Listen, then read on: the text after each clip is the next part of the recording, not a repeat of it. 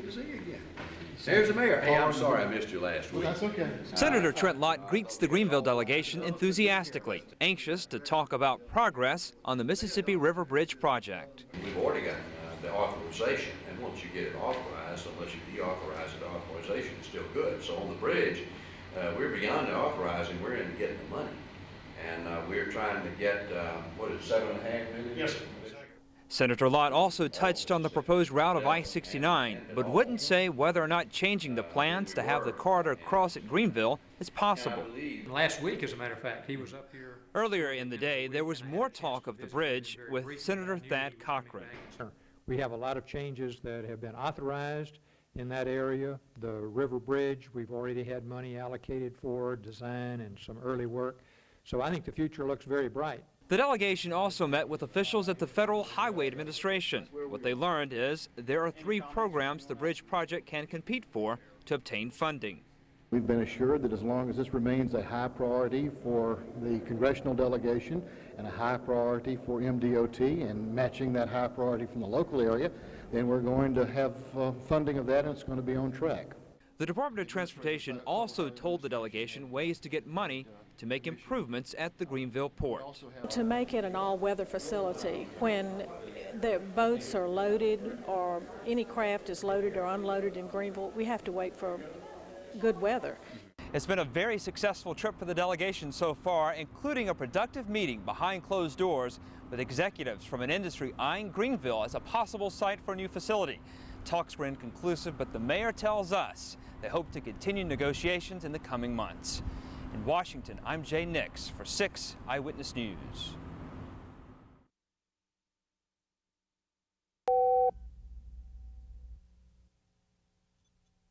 And yet there is nothing more important than honoring communities that have achieved this high status. It's one of the most coveted awards any city can receive. Now, Mobile is listed among the best in the country.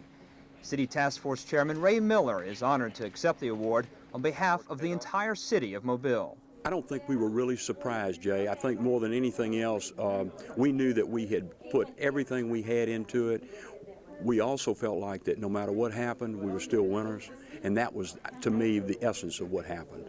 Each year, 10 cities are named All-America Cities. Applicants are judged on projects that bring city leaders, residents, and other groups together to tackle problems facing the community.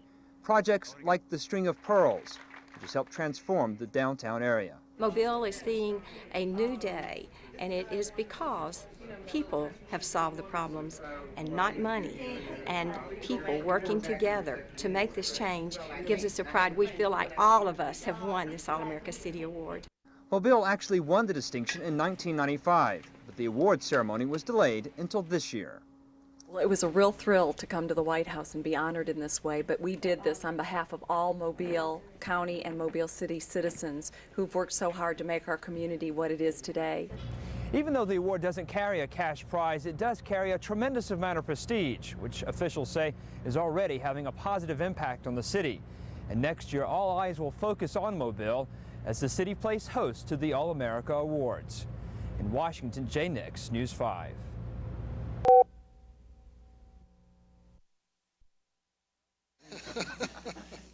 Governor Jim Hunt had good reason to smile at the National Education Goals meeting in Washington. North Carolina made the most significant gains in meeting educational goals compared to other states. I think we did well because we're really focusing on helping children get a good start. We've taken strong action to make our schools safe and secure. We're focusing on math and science, the things you need to. What's 1 + 4? The Tar Heel State made gains in 14 areas, including higher math scores for 4th and 8th graders, plus more students graduating from high school. And there's increased enrollment in advanced placement programs. Education Secretary Richard Riley says school systems can learn from North Carolina's progress, especially when it comes to early childhood development. And that's becoming a big national issue now, but they certainly are out front in that area, and I think you'll see their numbers get better. But North Carolina still has some areas that need work. The report points out the state needs to do more in fighting drugs and violence in the schools. Also, it needs to get more parents involved in their children's education. Governor Hunt is committed to meeting those goals. We know that education is the most important thing, and we're approaching it in lots of ways. Today, we know that what we're doing is working. In Washington, Jay Nix, Fox 22 News.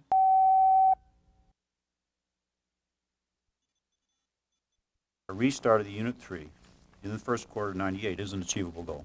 NU wants the commission to believe it's cleaned up its act. Officials showed the NRC how they've taken corrective action, such as creating a forum for employee safety concerns and repairing technical problems.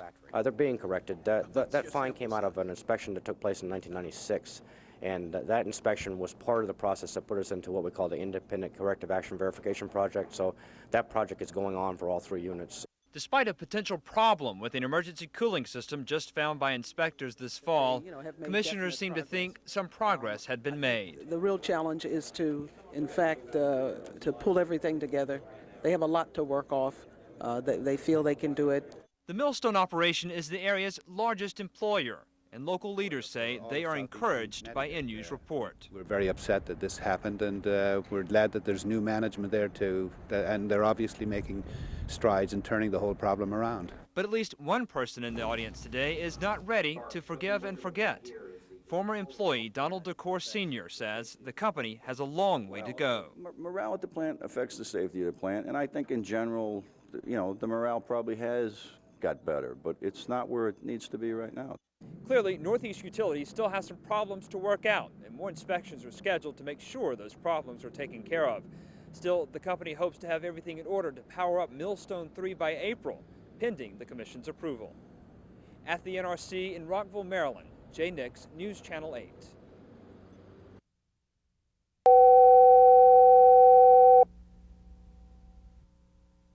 Small air carriers say the Big Seven, like Northwest, are no longer in competition with each other. Instead, they've carved up the country with their hubs and won't try to crack a competitor's so-called fortress hub for fear of losing one of theirs, and certainly won't tolerate competition from startups.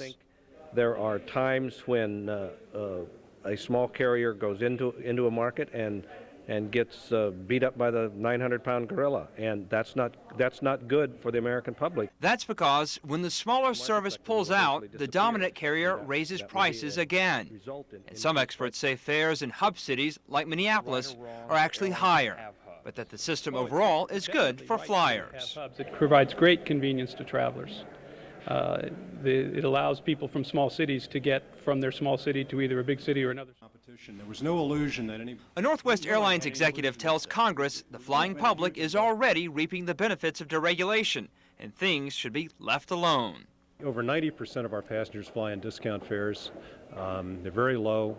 The fact that there's a proliferation of fares available is a consumer benefit. Congress isn't sure what, if anything, needs to be done. Lawmakers are hoping laws already on the books might be applicable and are looking to the Justice Department for enforcement. In Washington, Jay Nix, WCCO 4 News. Okay.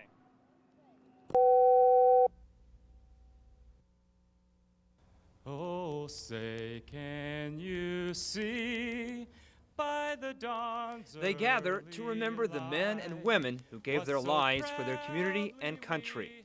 We honor the law enforcement officers who have made the ultimate sacrifice and have given their lives so that we may live in safety, so that our families may enjoy safety. The words of Vice President Al Gore comfort those left behind.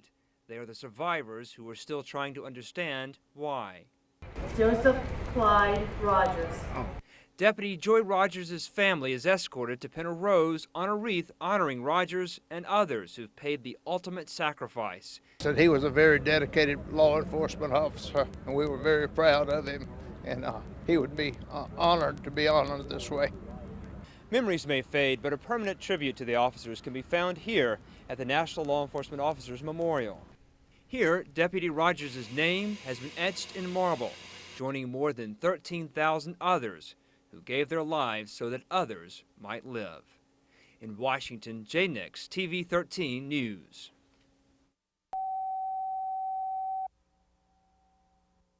It's a miracle Ryan Dawson can even walk around the driveway of the White House. Just a year ago, he was fighting bone cancer in his right leg.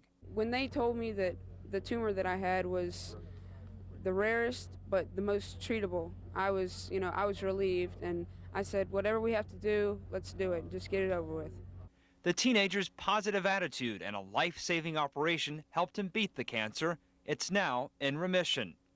Now Ryan and other children who've fought similar battles are here at the White House to tell their inspirational stories to the First Lady. The children here today are creating miracles every day, and not just miracles of science. They are miracles of determination as they overcome illnesses and accidents to excel in school, the arts, and sports. Ryan sat just a few feet from the First Lady during the ceremony. He says the trip here to D.C. is the thrill of a lifetime. Beautiful tree. It's great. I mean, I never thought I'd be here shaking hands with the First Lady, but dreams do come true with the Children's Miracle Network.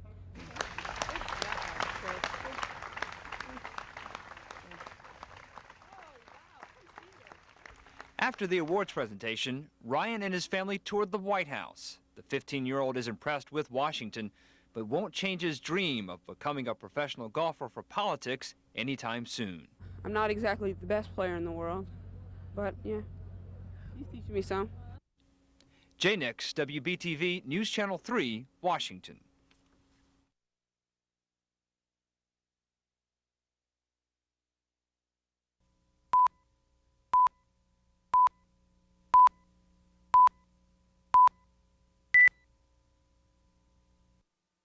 KEPI, K-E-P-I, KEPI.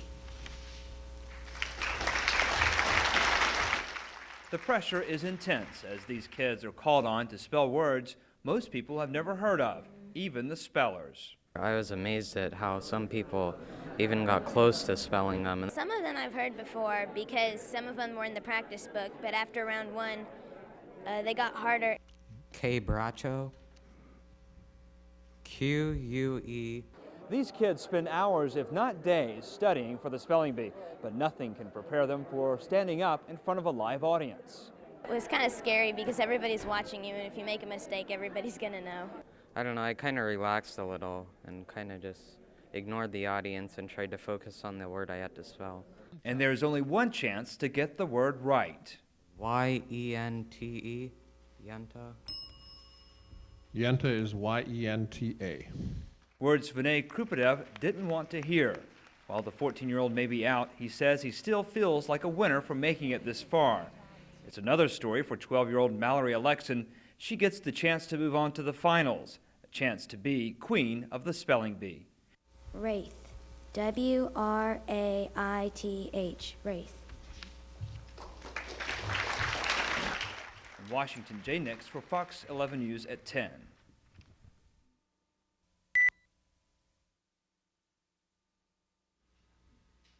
Simony, S-I-M-O-N-Y, Simony. The pressure is intense as these kids are called on to spell words most people have never heard of, even the spellers. Like the ones number 61 and 63 had to spell. Oh man, those are hard. Inselberg. These kids spend hours, if not days, studying for the spelling bee, but nothing can prepare them for standing up in front of a live audience. But because this is Joseph Braga's second time here, he says he's used to the action. Actually, I wasn't that nervous. I mean, I've been around cameras before, so, especially the TV cameras back home and, for the regionals. So, guess I'm just used to it. Traino, T-R-A-I-N-O-T, Traino. Traino is T-R-A-I-N-E-A-U.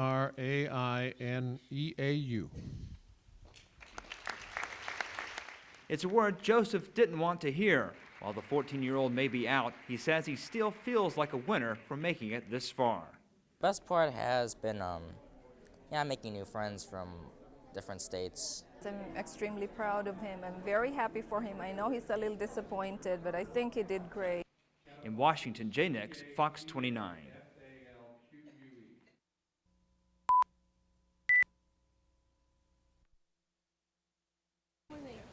For 18-year-old Vin Vo, it's the summer vacation of a lifetime, a trip to the White House. Yeah, it's pretty awesome. But this is no ordinary tour of the White House. Vin is being honored as one of the most talented young artists in the country. The writers continually... During an afternoon ceremony, Health Secretary Donna Shalala praised Vin and other honorees as the next Picassos and Faulkners. Whether you put brush strokes on canvas or words on paper, you brought your skills and your passion together to create small masterpieces. And this is Vin's masterpiece, a self-portrait of himself with the people that inspire him most, his family. The award, he says, has inspired him to reach his goal of becoming a professional artist. I hope I could change the life of people around me. His instructors say that won't be hard. This is the top talent I've seen in all the students we've had come through, and we have some pretty talented students.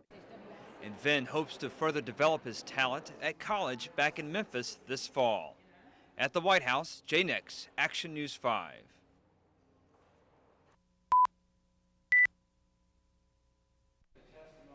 Jamie Bellish, with a portrait of his family by his side, tells the story of how his wife Sheila was killed nearly 2 years ago. I then grieved because for my children because they no longer had a mother. Now I grieve because I will not have Sheila to share those special memories and prideful moments as her children grew up. There's not a dry eye left in the room after Bellish finishes his story. He's here in Washington pleading with Congress to change extradition laws so that his wife's suspected killer, Jose Luis del Toro, can face murder charges in the U.S. We have a bad treaty with Mexico, and my understanding is that the president doesn't want to renegotiate it. But some lawmakers say it should be changed, especially Congressman Dan Miller, who has made it one of his top priorities. There are future cases with this large border we share with Mexico. It happens, and it's going to, again and again, it's going to happen more in the future. These lawmakers promise to take action, but say it will take time. It may not help Florida District Attorney Earl Moreland now, but he says at least Congress is taking notice. We're very satisfied with today's hearings. I think obviously from what you all heard here today, this is getting national attention, national exposure. It's got to put more pressure on Mexico to release Del Toro. One immediate outcome of today's hearing, the State Department is promising to put more pressure on the Mexican government to find out exactly who's footing Del Toro's legal bills. Moreland says that remains a baffling mystery. In Washington, Jay Nix for Bay News 9.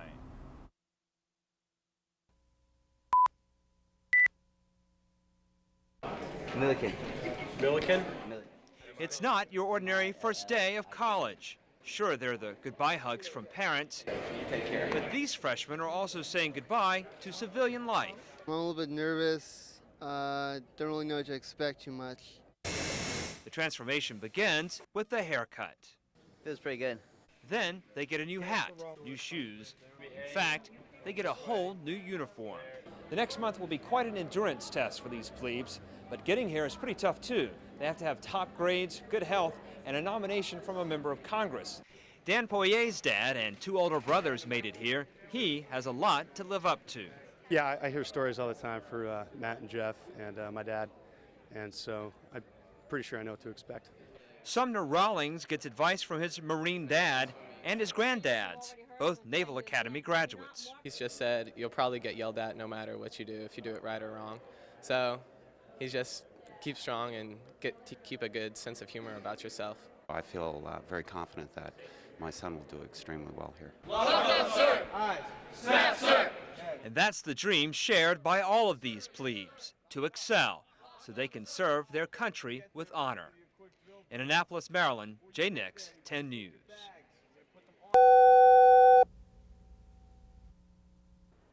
On this vote, the yeas are 228, the nays are 206.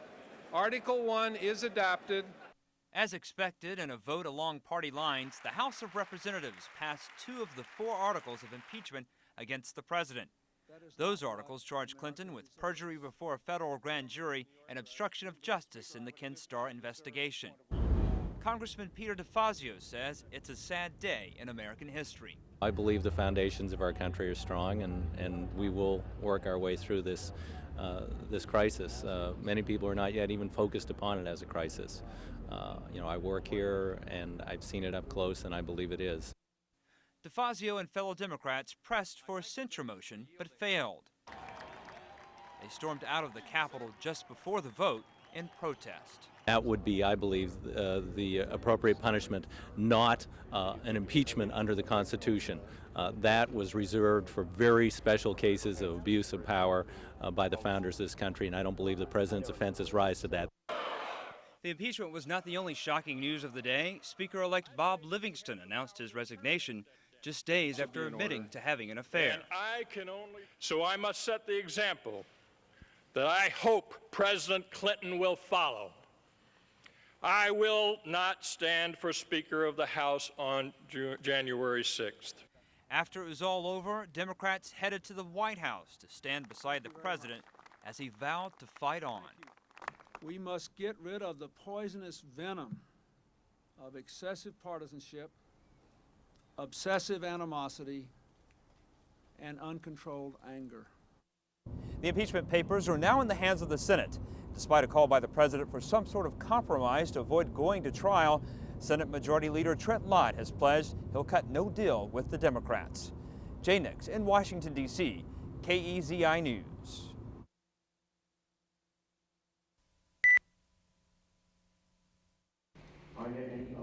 12-year-old Mallory Alexson steps to the microphone for her next word.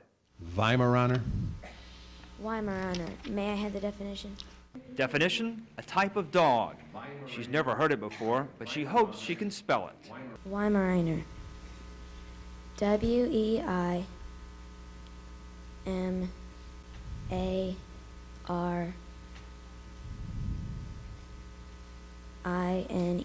Weimaraner.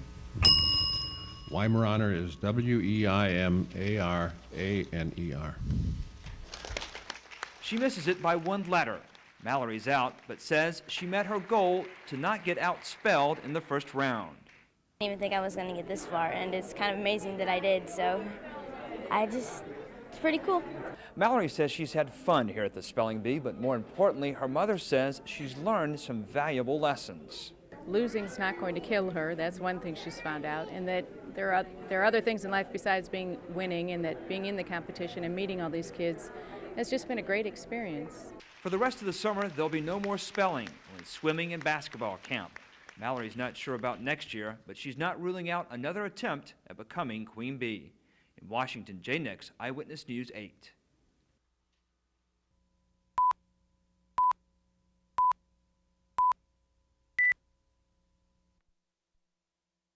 It took weeks, months for us to understand what happened to our beautiful, wonderful, healthy son. Tearful testimony from a woman whose son died from taking an herbal supplement containing ephedrine. The focus of this congressional hearing was supposed to be on the effectiveness of the FDA to monitor herbal remedies, but debate quickly turned to the safety of drugs like ephedrine and marijuana. There is something going on here that we need to try and remedy and do the right thing about that. But because the supplements are not technically considered drugs, it's tougher for the FDA to further regulate them. This Georgetown University doctor calls for immediate action. It should be taken off the market as a dietary supplement because there's no need to have ephedra in your diet. We need it as a medicine, perhaps. There are actually far better medicines available today.